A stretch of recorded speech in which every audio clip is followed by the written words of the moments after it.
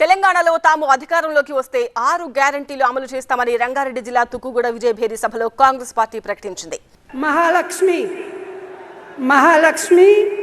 which means rupees 2500 month financial assistance to women.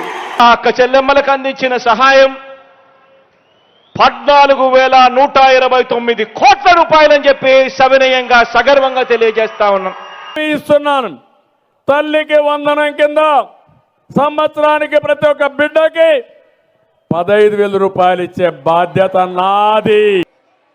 लेकिन एक बात तो मानोगे, बिजली 24 घंटे कर दी, हो गई कि नहीं हो गई? बिजली 24 घंटे जाती तो नहीं है, इन जनरेटर की जरूरत तो नहीं पड़ती, इन्वर्टर की जरूरत तो नहीं पड़ती, 24 घंटे बिजली आती है.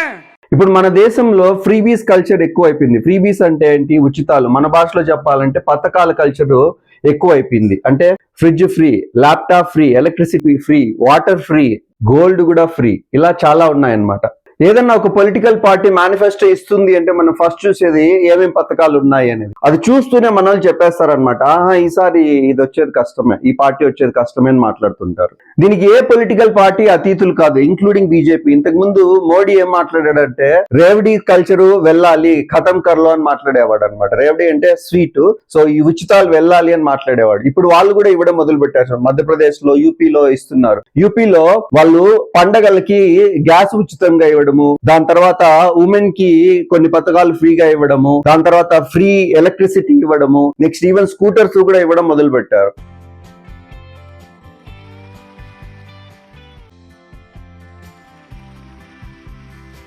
X RBI governor Raghuram Rajan ఏం మాట్లాడాడంటే, ఒకనొక పొలిటీషియన్ ఫస్ట్ ప్రామిస్ చేసేసాడు. ఏం ప్రామిస్ చేశాడంటే ఫార్మర్ లోన్స్ వేవ్ చేసేస్తామని ప్రామిస్ చేసేసాడు ఎలక్షన్ లో. సో అతను గెలిచి వెళ్ళిన తర్వాత రఘురామ్ రాజన్ దగ్గరికి వెళ్ళాడు. అప్పుడు ఏదో ప్రామిస్ చేసేసాను, ఇప్పుడు గెలిచాను, ఇప్పుడు ఏం చేయాలో మీరే చెప్పండి అని అన్నాడంట. ఇప్పుడు మన సౌత్ లో ఆంధ్ర గాని, తమిళనాడు గాని, కర్ణాటక గాని, ఈవెన్ తెలంగాణలో కూడా చాలా ఫ్రీబీస్ ఉన్నాయి. ఫర్ ఎగ్జాంపుల్ వృద్ధులకి పెన్షన్ మాట్లాడుతున్నారు, బస్సు ట్రాన్స్పోర్ట్ ఫ్రీ మాట్లాడుతున్నారు, రైతులకి రుణమాఫీ మాట్లాడుతున్నారు, ఇలా చాలా చాలా చాలా ఇస్తున్నారు. కొంతమంది పొలిటీషియన్స్ ఆర్గ్యుమెంట్ ఏంటంటే బిలియనర్స్ కి ఇస్తున్నారు. అంటే నేను మాట్లాడడం ఏంటంటే అదానికి, అంబానీకి చాలా వేవర్స్ కానీ సబ్సిడీస్ కానీ చాలా ఇస్తుంటారు కదా, సో వాళ్ళకి ఇచ్చేదాని బదులు జనాలకి ఇస్తే చాలా మేలు కదా అని అరవింద్ కేజ్రీవాల్ లాంటి వాళ్ళు ఎక్కువగా మాట్లాడుతున్నారు. ఇప్పుడు ఈ ఉచితాలు పథకాలు నిజంగా ఇవ్వడము రైటో కాదో తెలుసుకుందాం. ఎడ్యుకేషన్, హెల్త్ కేర్ పైన ఎవరైనా స్పెండ్ చేస్తుంటే దీంట్లో ఆర్గ్యుమెంట్ పెద్దగా ఏముండదు, ఎందుకంటే అందరూ అగ్రీ చేస్తారు. ఈవెన్ నిర్మలా సీతారామన్ కూడా ఎడ్యుకేషన్, హెల్త్ పైన పెట్టే పథకాలని ఫ్రీబీస్ అనము అని మాట్లాడింది. ఎడ్యుకేషన్ గురించి మాట్లాడితే నార్వే, ఫిన్లాండ్, స్వీడన్ లో వాళ్ళకి ఫ్రీ ఎడ్యుకేషన్ అనమాట. నాట్ ఓన్లీ లైక్ 10th వరకు అనమాట, ఈవెన్ కాలేజ్ లెవెల్లో కూడా ఫ్రీ ఎడ్యుకేషన్ ఉంటుంది. ఈవెన్ వాళ్ళ లాలో కూడా రాసిండేది ఏంటంటే ఫ్రీ ఫుడ్ కూడా కిడ్స్ కి ఇవ్వాలి అని చెప్తున్నారు. అందుకే లిటరసీ లెవెల్ చూసుకుంటే ఈ రెండు కంట్రీస్ ఆల్వేస్ టాప్ లో ఉంటాయి. ఈవెన్ అబ్దుల్ కలాం ఏం చెప్పారంటే education should not be a business product అని మాట్లాడాడు. కొన్ని డెవలప్డ్ కంట్రీస్ లో, యూఎస్ఏలో, యూకేలో ఏంటంటే ఈవెన్ ఇండియాలో కూడా ఏం మాట్లాడుతున్నారంటే లోన్స్ ఇస్తారనమాట. అంటే 10th తర్వాత చదువుకోవాలంటే లోన్స్ ఇస్తారనమాట. బట్ ఏమవుతుంది, ఈ లోన్స్ వల్ల ప్రాబ్లం ఏమవుతుంది, వాళ్ళకి ఒకసారి జాబ్ వచ్చిన తర్వాత అరౌండ్ 5 to 6 years ఈ లోన్లు కట్టడానికే వాళ్ళ అమౌంట్ స్పెండ్ చేయాలి. సో నేషన్ బిల్డింగ్ కి వీళ్ళు ఉపయోగపడట్లేదు అనమాట.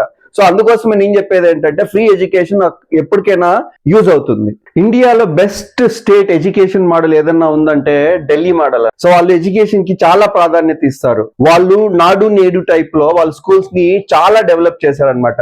వాళ్ళు ఈవెన్ వాళ్ళ ప్రిన్సిపల్స్ ని కూడా వేరే కంట్రీస్ కి వెళ్ళి అక్కడ ఒకసారి రీసెర్చ్ చేసి రండి, ఆ మోడల్స్ ని ఇక్కడ ఫాలో అయితే మన స్టూడెంట్స్ కి బాగా యూజ్ అవుతుంది అని కూడా వాళ్ళని పంపించారనమాట. ఒకసారి వాళ్ళ స్కూల్స్ చూస్తే మీకు ఐడియా వస్తుంది. दिल्ली सरकार ने सरकारी स्कूलों को पूरी तरह बदल दिया है. अब तो मुझे ऐसा लगता है कि मेरा बेटा दिल्ली के किसी बड़े प्राइवेट स्कूल में पढ़ता है. आपको लग रहा होगा ये ऊंची फीस वाला कोई प्राइवेट स्कूल होगा जहां केवल अमीरों के बच्चे पढ़ते होंगे. सोचकर विश्वास नहीं होता कि किसी सरकारी स्कूल में वर्ल्ड क्लास इंटरैक्टिव क्लासरूम्स हैं, मॉडर्न लैब्स हैं, जिम है, चमकती लाइब्रेरी है, स्विमिंग पूल है, हॉकी के टर्फ है. 26% బడ్జెట్ వాళ్ళు ఎడ్యుకేషన్ కే ఢిల్లీ గవర్నమెంట్ స్పెండ్ చేస్తుంది. Next health care, Delhi government నే మళ్ళా మాట్లాడుతున్నాను, వాళ్ళు దీంట్లో కూడా చాలా మార్పులు తీసుకొచ్చారు. అంటే మొహల్లా క్లినిక్ అని, ఆ తర్వాత నెక్స్ట్ స్టేజ్ లో ఇంకొక మీడియం రేంజ్ హాస్పిటల్స్ అని, దాని తర్వాత మెయిన్ హాస్పిటల్స్ అని. సో మెయిన్ గా మనకి ప్రాబ్లం ఏమవుతుంది, మన ఖర్చు అంతా హాస్పిటల్ కి ఎడ్యుకేషన్ కి వెళ్తుంది. కాబట్టి ఇలాంటి క్లినిక్స్ ఉండే దాని వల్ల ఏమవుతుంది, ఈ అమౌంట్ అంతా మనకి ఆదా అవుతుంది అనమాట. సో ఇంకోటి ఏంటంటే ఇన్సూరెన్స్ కూడా చాలా ముఖ్యము. ఇంతకుముందు గవర్నమెంట్ లో మనం చూసినప్పుడు ఆంధ్రాలో కూడా 25 lakhs వరకు ఇన్సూరెన్స్ ఉండేది, అది చాలా ఇంపార్టెంట్. ఇప్పుడు కొన్ని పథకాలు ఇవి అవసరమా లేదా అని చాలా మంది మాట్లాడుకుంటుంటారు. వాటిల్లో కొన్నిటి గురించి ఇప్పుడు మాట్లాడుకుందాం. Delhi government water supply unlimited గా ఇస్తుంది, అంటే ఉచితంగా వాటర్ ఇస్తుంది అనమాట. అది కరెక్టే కదా. మనం ఎందుకు వాటర్, డ్రింకింగ్ వాటర్ కూడా ఎందుకు పే చేయాలి, బాటిల్స్ లో కొనుక్కుంటున్నాం కదా, వాళ్ళు చేసింది కరెక్టే కదా. సో ట్యాప్స్ లోనే డ్రింకింగ్ వాటర్ కూడా వచ్చేది పెట్టినారు. సో కొంతమంది అన్లిమిటెడ్ వాటర్ ఎందుకు ఇవ్వాలి అని మాట్లాడతారు. అందుకే వాళ్ళు ఏం చేశారంటే క్యాప్ పెట్టారు, 20,000 liters per month వరకు ఫ్రీగా ఇస్తారు అనమాట.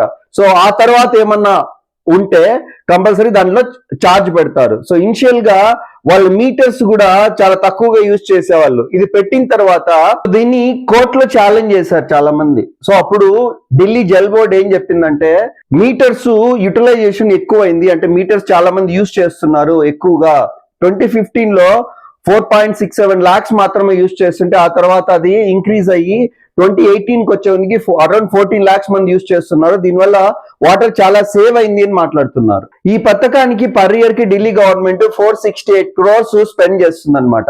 వాళ్ళకు ఫిజికల్ డెఫిసిట్, అంటే వాళ్ళ ఖర్చు చేసే నిష్పత్తి యాక్చువల్ గా 4% లోనే ఉంది మిగతా అన్ని స్టేట్స్ తో పోలిస్తే. సో అమౌంట్ వాళ్ళ దగ్గర ఉన్నప్పుడు ఇలాంటి వాటిల్లో స్పెండ్ చేయడంలో తప్పేం లేదు కదా. ఇప్పుడు ఫ్రీ ఎలక్ట్రిసిటీ గురించి మాట్లాడితే, అందరికీ ఫ్రీ ఎలక్ట్రిసిటీ ఇవ్వడం అనేది కరెక్ట్ కాదు.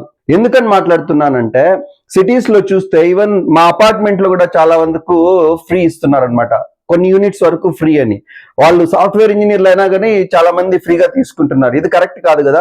బట్ పూర్ కి ఇస్తే చాలా యూజ్ అవుతుంది. మనం ఇంతకు ముందు సినిమాల్లో కూడా చూసాం కదా, ఈవెన్ ప్రాక్టికల్ గా కూడా చాలా మంది పూరు పవర్ లేకుంటే స్ట్రీట్ లైట్స్ కింద చదువుకునే వాళ్ళు కదా, అలాంటి ఇబ్బందులు అయితే తగ్గుతాయి. సో ఐడెంటిఫై చేయాలి, ఎవరికి ఇవ్వాలి ఎవరికి ఇవ్వకూడదు అనేది ఐడెంటిఫై చేసి ఇస్తే మాత్రం చాలా మంచిది. ఇంకోటి ఏంటంటే ఫార్మర్స్ కి కూడా ఎలక్ట్రిసిటీ ఇవ్వడం మంచిది, అంటే ఆ బోర్లకి ఆ పొలాలకి ఇస్తే మాత్రం మంచిది. ఇయర్ 21-22 లో Andhra government around 1900 crores free ఎలక్ట్రిసిటీకి స్పెండ్ చేసింది.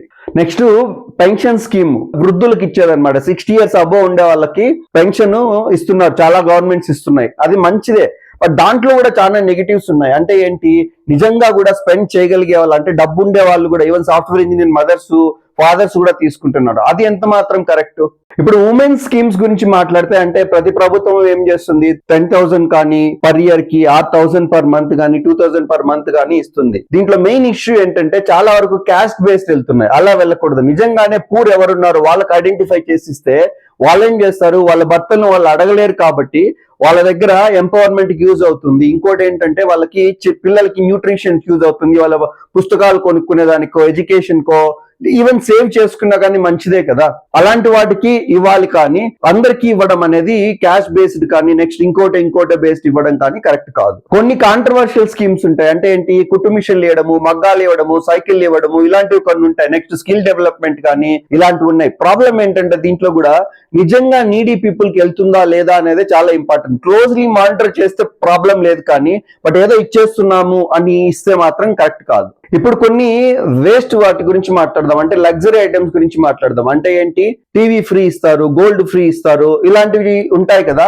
ఇవి పాజిటివ్ గా ఎలా యూజ్ అవుతాయి, నీడీ వాళ్ళకి ఎలా యూజ్ అవుతాయి? ఇవన్నీ లగ్జరియస్ ఐటమ్స్ కదా, ఇవన్నీ పొలిటికల్ గేమ్ కి మాత్రమే యూజ్ అవుతాయి. అంటే ఓట్లు వచ్చేదానికి యూజ్ అవుతాయి, కానీ ప్రాపర్ గా నాకైతే అర్థం కావట్లేదు ఎందుకు ఇస్తున్నారు అని. కొన్ని హ్యాపీనెస్ స్కీమ్స్ ఉంటాయి. అంటే ఏంటి, ఓపెన్ ప్లేసుల్లో జిమ్లు పెట్టడాలు, యోగాశాలలు పెట్టడాలు, ఈవెన్ ట్రైనర్స్ పెట్టడాలు, ఇవి కొన్ని. ఇంకోటి అంటే తీర్థయాత్రలకు అమౌంట్ ఇవ్వడాలు. కొన్ని నేను యాక్చువల్ గా కాస్ట్ బేస్డ్ మాట్లాడకూడదు, చాలా వరకు కొన్ని ఇస్తున్నాయి అన్నమాట. బట్ అలాంటివి నిజంగా మీ దగ్గర డబ్బు ఉంటే ఇవ్వచ్చు, కానీ లేకుంటే అది కరెక్ట్ కాదు. ఇప్పుడు ఒక హిడెన్ కేటగిరీ ఉంది, దీని గురించి పెద్దగా ఎవరు మాట్లాడరు, ఇది చాలా ఇంపార్టెంట్ మాట్లాడడం. అంటే పెద్దవాళ్ళకు, పారిశ్రామికవేత్తలకి ఇస్తుంటారు. అంటే అదానికి, అంబానీకి, దాని తర్వాత నీరవ్ మోడీకి, నెక్స్ట్ విజయ్ మాల్యాకి, ఇలాంటి వాటికి ఇస్తుంటారు అనమాట. ఏమి ఇస్తుంటారు? సబ్సిడీలు ఇస్తుంటారు, లోన్ వేవర్స్ ఇస్తుంటారు, దాని తర్వాత ల్యాండ్ ఫ్రీగా ఇస్తుంటారు, ఇలా చాలా ఇస్తుంటారు అనమాట.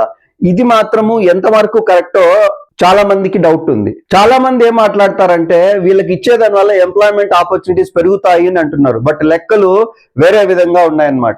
ఈపీఎఫ్ఓ లెక్కల ప్రకారం, అంటే ప్రావిడెంట్ ఫండ్ వాళ్ళు జమ చేస్తారు కదా, దాని ప్రకారము top 100 unicorns only 2.7 lakhs employees కి మాత్రమే వాళ్ళు జమ చేస్తున్నారు. అంటే ఓన్లీ 10% ఎంప్లాయ్మెంట్ మాత్రమే వాళ్ళు ఇస్తున్నారు. జనరల్ గా ఒక మిత్ ఏముందంటే పారిశ్రామికవేత్తలకు అమౌంట్ ఇస్తే అది టికెల్ డౌన్ అవుతుంది, అంటే కింద వాళ్ళకి అమౌంట్ ట్రాన్స్ఫర్ అవుతుంది అంటున్నారు. బట్ ఇండియాలో మాత్రము అది నిజంగా ట్రాన్స్ఫర్ కావట్లేదు.